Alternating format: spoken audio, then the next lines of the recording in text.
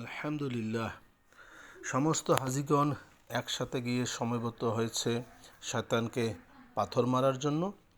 এখানে মহিলা এবং পুরুষ একসাথে সবাইকে এই পাথর মারার কাজটি করা হয়ে থাকে।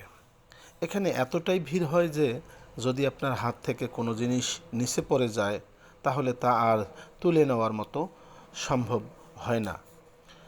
এই জামারাতে ঢোকার আগে আপনাদের গাইড আপনাদের সবাইকে এই কথা বলে দেয় যে যদি কোনো ব্যক্তি কোনো কারণে হারিয়ে যায় তাহলে এত নম্বর পিলারের নিকট সে অবস্থান করবে, আমরা সেখানে ফেরত না আসা পর্যন্ত। তারপর কাবা শরীফে এসে কোরবানি দেওয়ার কাজটা করতে হয়।